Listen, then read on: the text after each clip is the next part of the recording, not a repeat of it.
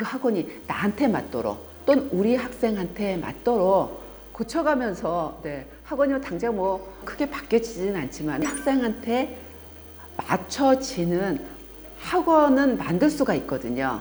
그러면은 우리 학생이 공부를 좀 더 잘하고 좋은 결과가 있게 되는 계기가 되지 않을까 싶습니다. 안녕하세요. 대시동 수학의 김현정입니다.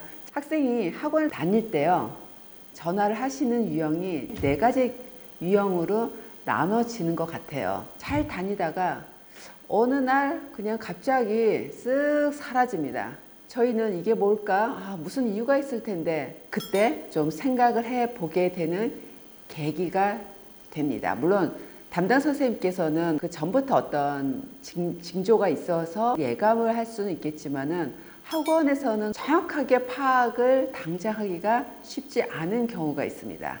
두 번째요.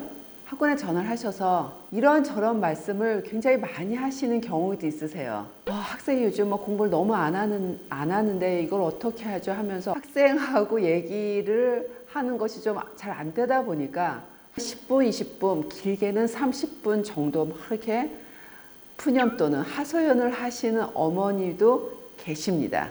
세 번째요.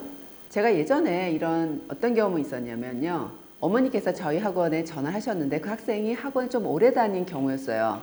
우리 학생이 계속 이제 이 학원에 다녀야 되니까 학원 측에서도 이러한 제도며 이런 시스템을 좀 놓고 학생들을 지도하면은 좋지 않겠습니까 하고 하는 내용을 전달해 주신 경우가 있으세요. 그 내용을 봤을 때 여러 가지 준비할 것이 많아서 당장은 시행을 할 수 없는 것이 있기도 하지만요, 당장 시행을 해도 되는 부분도 있었거든요. 학생들이 좀 더 공부에 매진을 하고 좋은 결과를 나오기 위해서는 이런 시스템이 있으면 좋겠구나. 근데 그 내용을 저도 피상적으로 좀 이렇게 이런 게 있으면 좋겠다라고 생각한 부분을 학부모님께서 정확하게 그 내용을 적어서 보내주시면서 해주시니까 그때 저한테는 굉장한 도움이 됐었습니다. 지금 돌이켜 봤을 때 제 마인드 자체를 약간 바꾸게 하도록 해주신 학부모님도 계십니다. 그리고 네 번째요. 학원 전화를 잘 안 받으시는 학부모님도 계세요. 그리고 간혹 받더라도 달가지 않고 알아서 하세요. 출결 전화를 저희가 드려도 좀 전화 받는 것을 이렇게 달가워하지 않으신 경우가 있으십니다. 그래서 이 크게 4가지 유형으로 이렇게 제가 한번 정리해 봤는데요. 자, 그러면 학원을 보내셨을 때 학부모님께서는 어떤 방법으로 해야 효율적인 방법이 될까? 학원에 어떻게 전화를 할까? 좀 생각을 해 보실 필요가 있을 것 같습니다. 학원은 학부모님께서 결제를 하셔서 학생이 학원을 다니는 거거든요. 그러니까 권리가 당연히 있으신 겁니다. 수시로 전화하십시오. 저희 학원에서는 전화 없이 조용하신 학부모님보다 수시로 전화를 해 주시는 경우를 더 반가워합니다. 근데 요즘은 유선 전화뿐만이 아니라 카톡이 있기 때문에요. 그리고 학원 프로그램 안에서도 메신저를 통해서 다 전달하실 수 있는 방법이 있기 때문에 꼭 유선 전화 아니더라도 이 카톡을 사용해서 어떤 내용을 전달을 하시고 저희가 전달 받을 수 있는 루트가 상당히 많습니다. 그것을 많이 활용을 하시는 것이 좋습니다.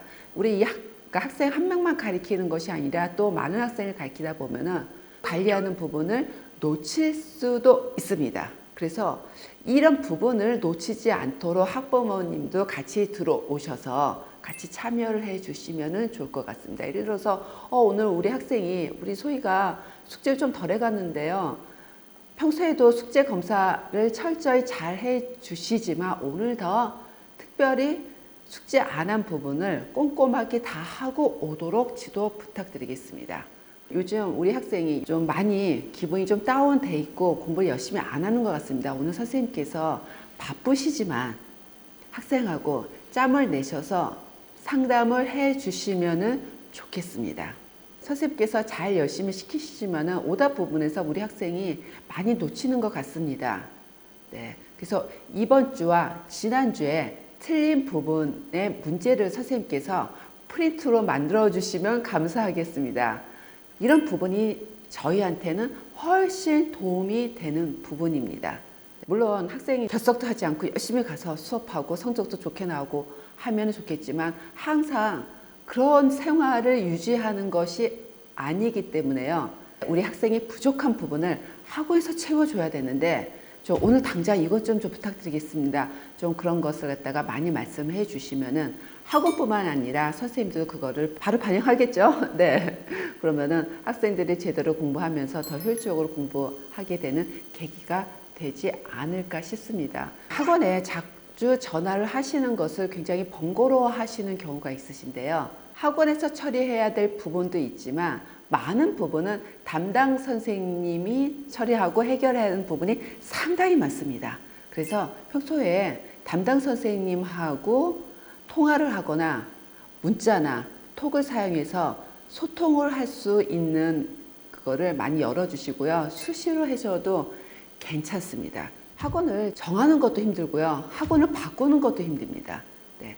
학원을 바꾸게 되는 계기는 좀 수업이 너무 어렵거나 선생님하고 안 맞거나 성적이 안 나오면 정말 바꿔야 되지만은 이 학원을 수시로 바꾸는 것이 좋은 것은 아니라는 생각이 듭니다. 어떤 학원을 보냈을 때 그 학원이 100% 이거 너무너무 괜찮구나 그런 학원은 그렇게 많지는 않을 것 같습니다. 그 학원이 나한테 맞도록 또는 우리 학생한테 맞도록 고쳐가면서 학원이 당장 뭐 크게 바뀌어지지는 않지만 학생한테 맞춰지는 학원은 만들 수가 있거든요.